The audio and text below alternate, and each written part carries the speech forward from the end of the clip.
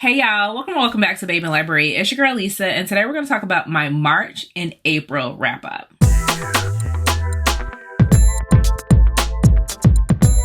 In the month of March, I read 10 books in total, and in the month of April, I read 12, bringing me to a whopping 22 for March and April.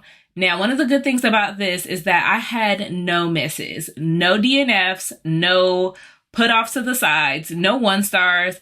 I might have had a 2.75, but I do not recall. But one of the things I want to make mention of is my NetGalley reading. I had a goal for the year of 60%. Now, as I last spoke with you in the month of January and February, I was at 50%. So that sounds great, right? We're tracking, we're moving along. Well, your girl slid down 2%. How that happened? Beyond me. I'm assuming that I got wrapped up in one of those read now moments or something came through that was pending. But don't you worry. It is now the month of May and I've read 2 books since then. So I'm climbing back up the ladder and I have plans to read much more from NetGalley. Without further ado, I'll talk about my favorites, my disappointments or least favorites, and talk about some of my surprises for the month of March before jumping into April. I had a time reading Sex, Lies, and Sensibilities. This is Nikki Payne's second retelling. Now, this is centering Nora and I believe Bear.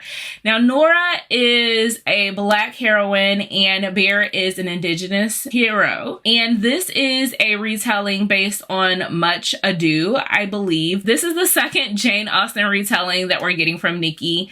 And I am having a great time. Now, I haven't read any of the source material, so I'm just coming in with pure vibes and adoration for Nikki.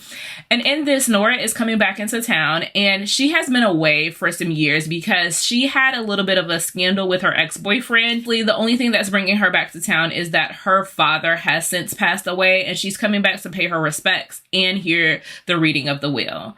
Now, Nora has a sister that is going to walk this journey with her, and her sister's name is Yan. Now, Yan actually worked the shit out of my nerves. I'm going to be completely honest. But, it's not about her. It is about Nora, and this is Nora's story and her coming to. One of the things that they kind of get blessed with, which is almost a blessing in disguise, is this run-down bed and breakfast.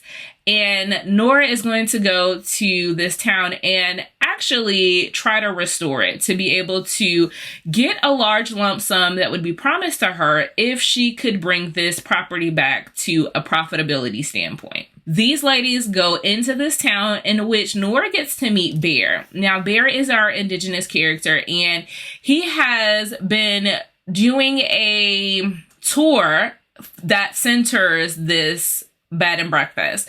Now, it is with his cousin Moxie. Now, Moxie is probably one of my favorite characters just because she is hilarious to boot.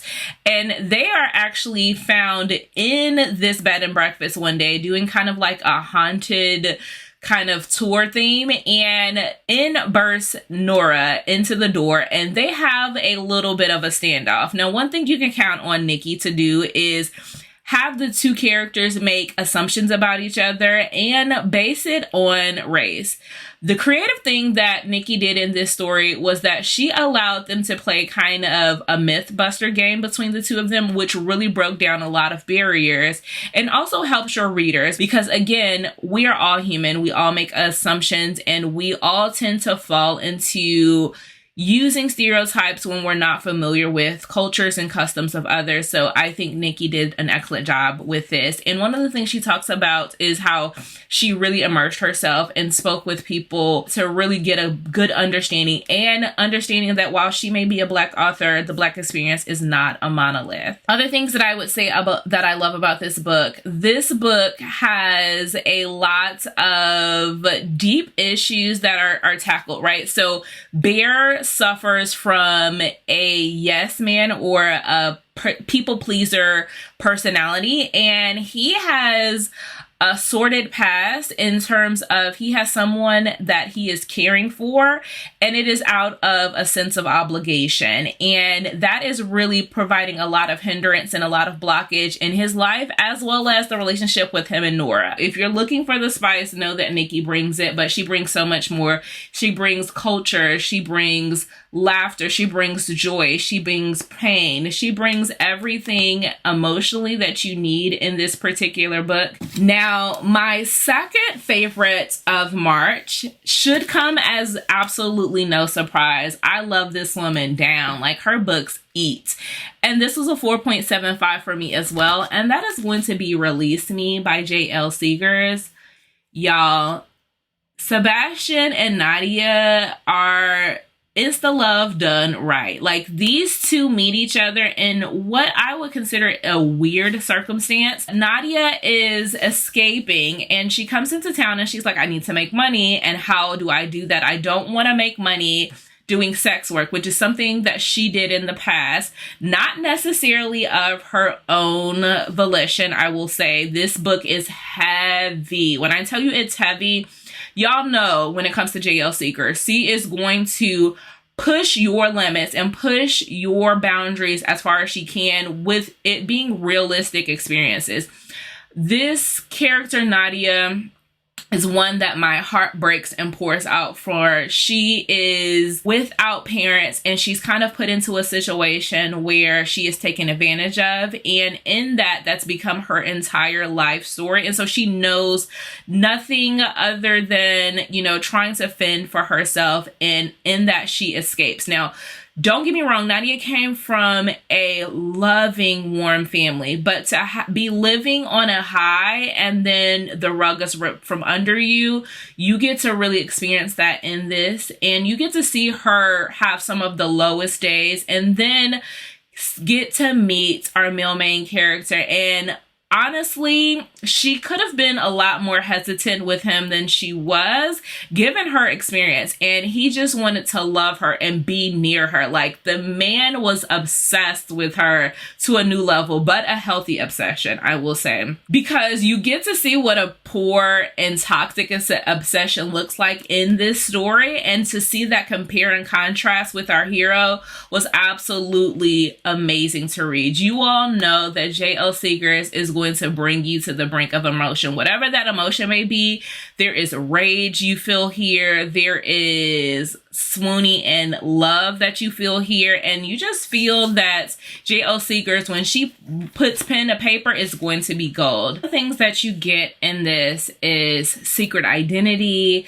I was very appreciative that JL Seegars spotlights sex work.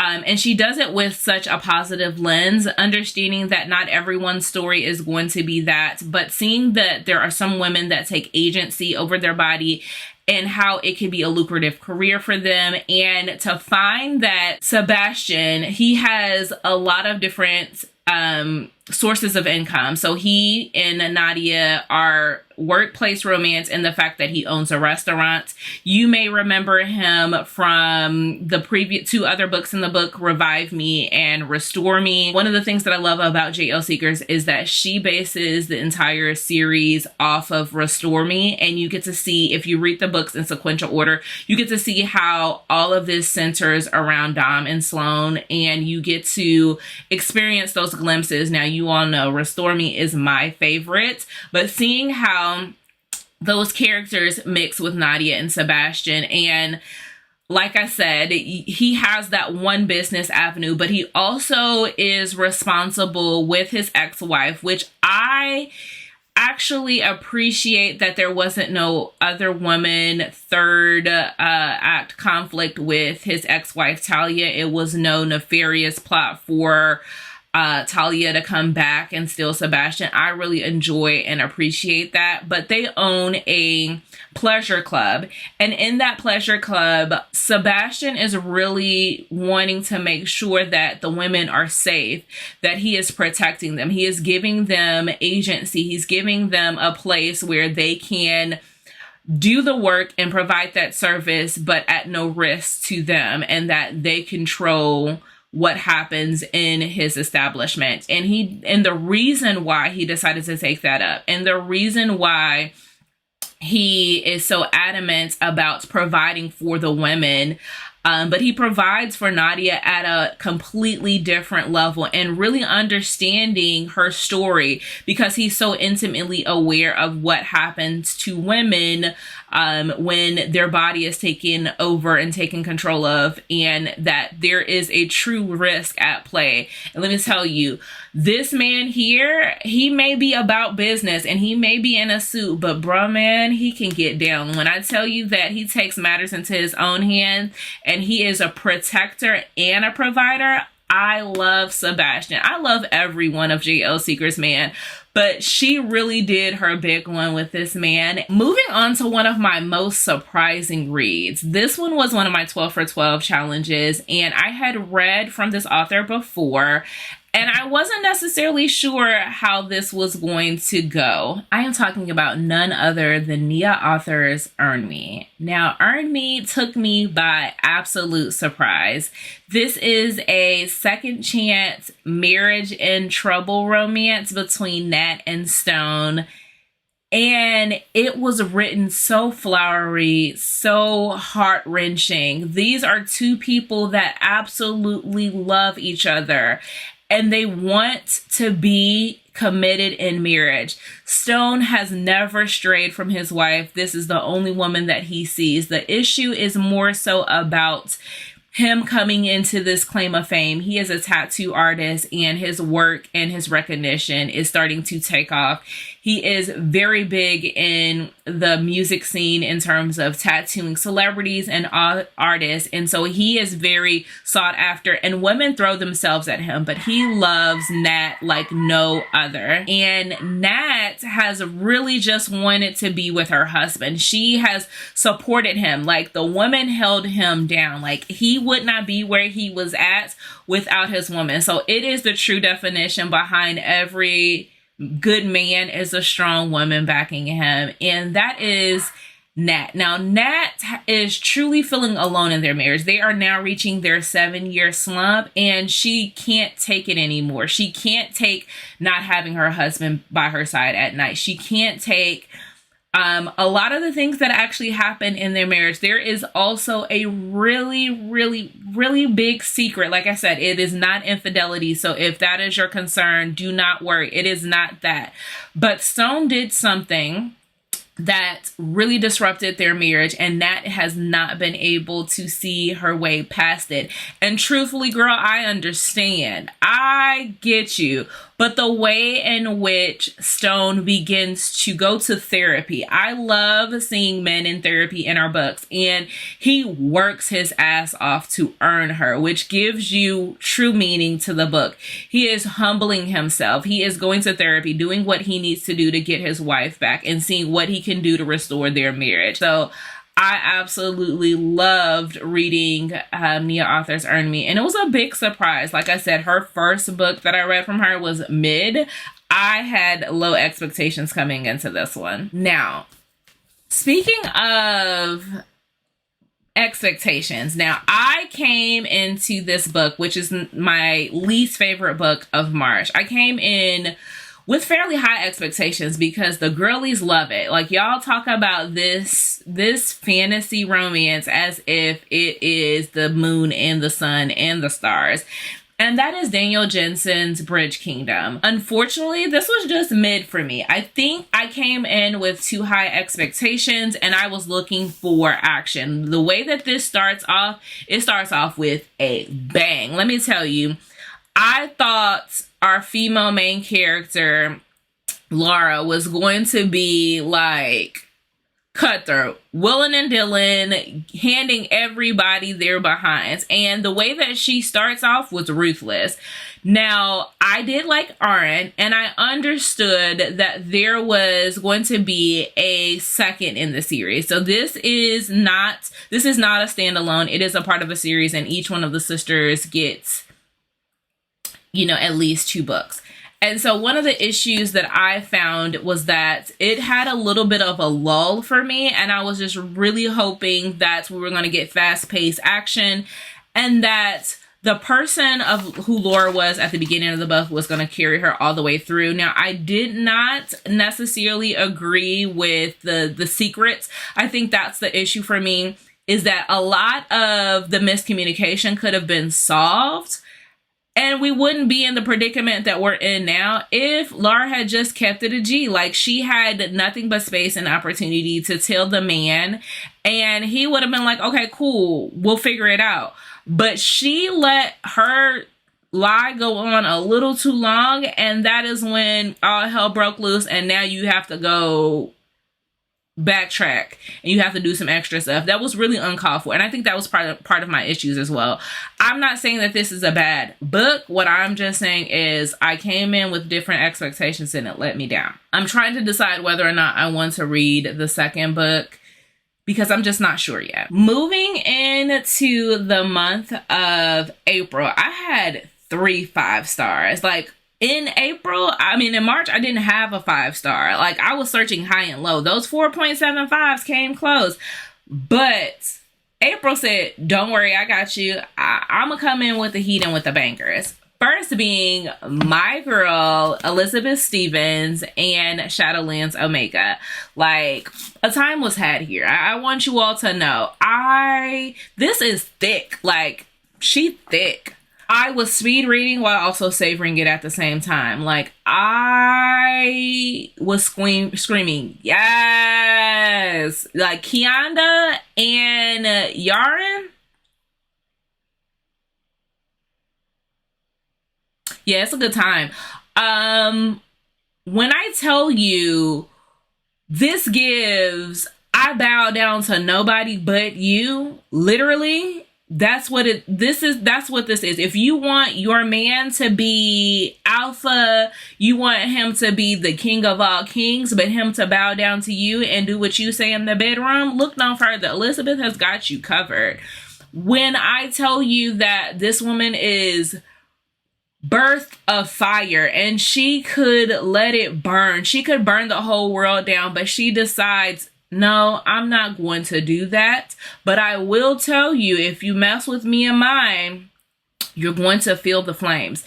And that is truly where it is. Like, this is having all of the power that, is within you and holding it together and realizing the power really truly comes in by wielding it without recklessness. I can't tell you how much I love this book. Like, I love the political intrigue. Like, one of the things about this Omega Land series is the fact that you're not only getting fantasy, you're getting alphas, you're getting berserkers, you're getting the Omega verse, but you're also getting political guys. You're getting everything. You're getting romance. You're getting a good ass time. I wish I could just like formulate words, because all I can do is say, yeah, I love it here. Let me look at my notes, actually. No.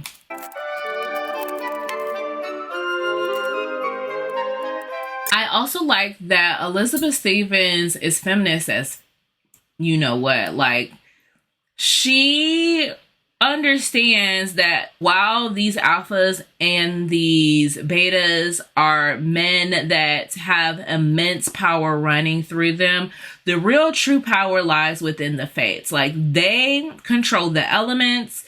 There is a discussion that is very, very important in this, where they talk about how omegas and even women that are married to alphas, they still don't have agency. They do not have the ability to speak for themselves. And these women are tired. They are tired of being controlled. They are tired of having to have their voices suppressed. And so they take things into their own hands. And that is where the rebellion comes. And I truly understand.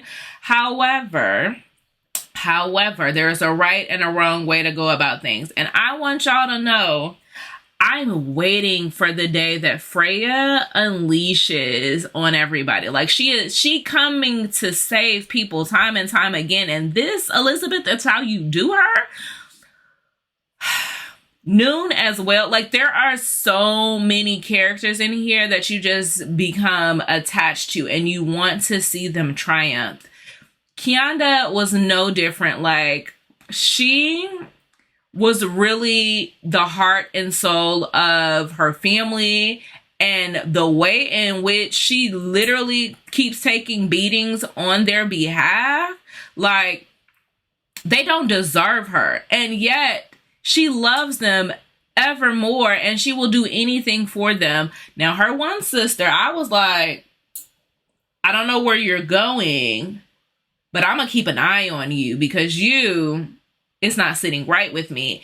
And you are what got me into this mess in the first place, but I'm going to protect you. Like, Kianda deserves all of the flowers and the awards, but you know who's going to give it to her? Yaren. Now, Yaren is like feral for her. Like, when we talk about possessive, we talk about ownership, we talk about loving with everything. Like, I will give up everything in my power. Like, my castle is yours. Like, I'm going to debase myself in the streets just so the world knows that you control me. Y'all, I love it. Read this one. Another favorite of mine for the month is The Caretaker, which is the third in the Infidelity series. Yes, I must tell you, this has cheating in it, and I understand if you don't want to read it. However, this one, cheating was done to them first. Now, I'm not going to say an eye for an eye. However, Noon and Solace, I understand. I understand that you all found comfort and, pun intended, solace with one another. CP Harris is unfair because she gave this amnesia trope, and all of us were like, they are soulmates. It doesn't matter what you do. Time and time again, you could pull them apart for any number of reasons, and you definitely gave them a lot of reasons for them not to be together.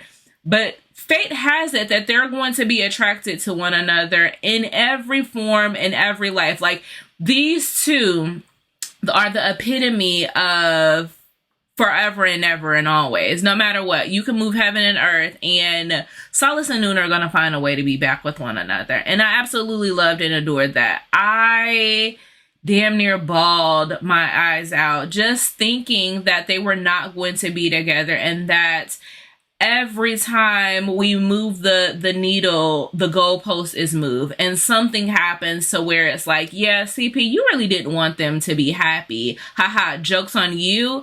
They're gonna find a way anyway. Like, this really touched me, something vicious. And I understand that the way in which your friends and your family can make or break you, and they are who you look for your comfort, but your soulmate is the one that time and time again you're like, yes, but I deserve happiness. Just also know that the best happily ever after is revenge, and CP Harris gives you that in spades. Let me tell you, I was reading and I was like, yeah, I want them to be happy, but I want somebody to get their ass handed to them. And CP did not let me down. I want you to know, speaking of revenge, the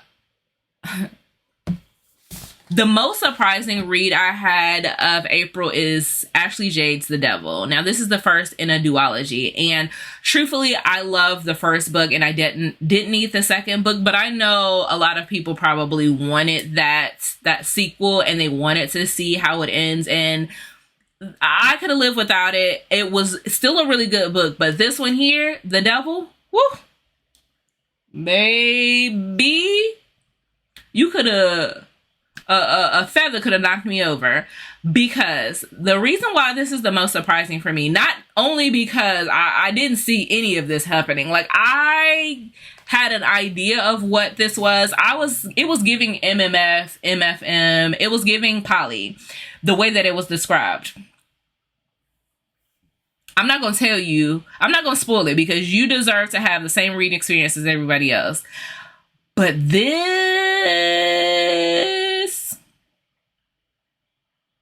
This one blew me. I'm going to tell you, the first thing is I DNF'd this not once, but twice. Like, this book started out giving me the ick.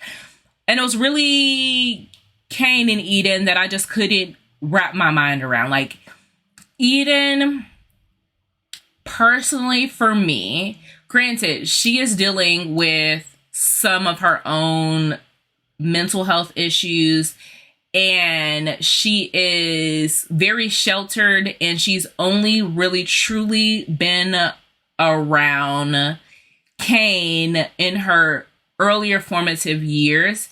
And while they're closer in age, she is the stepdaughter to him, and her mother and her didn't have a really good relationship, and her mother has died within a year, and he's been her caretaker.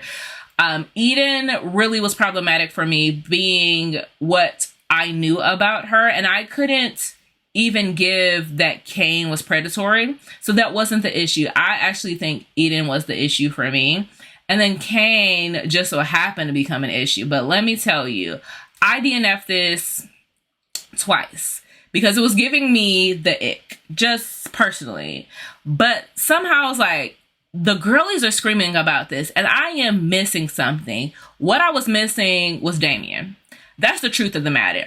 Damien, by far, is my favorite character. I love him down. Like, the man is a menace, and I love it. That is who this is. Damien is known as the devil. And I would have never, you would have never in my wildest dream would you ever hear me say, yeah, I love the devil. Only in the context of Damien. Now, Damien, whoo, baby, when he stepped on the page, I was sad. Like, I was sad. And I'm going to put in a clip of my reaction after I read this. Like, it's surprising. I'm not going to say anything else because, again, like I said, you deserve to have the same reading experience as everyone else. But watch me as I finish this book. Wow. I was on my way to DNFing this for a second time. And not only was I going to DNF it, I was going to put it on Pango. What a fucking mistake that would have been. Like, y'all don't understand.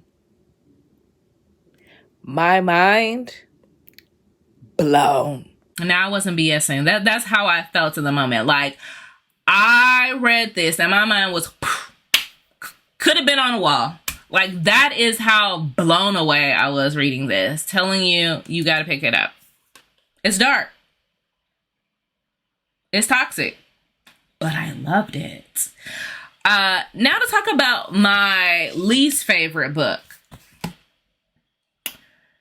Some of y'all may hate me for this. Some of y'all are not going to be fans of me, but it's going to be Morning Glory Milking Farm. I think I just realized that CM Nascosta and me, we don't vibe. We are not kindred. I tried to read her Cambridge Creek Dark series, which was Run Run Rabbit. I have a whole rant about that. Hated it. Rated it 1 star.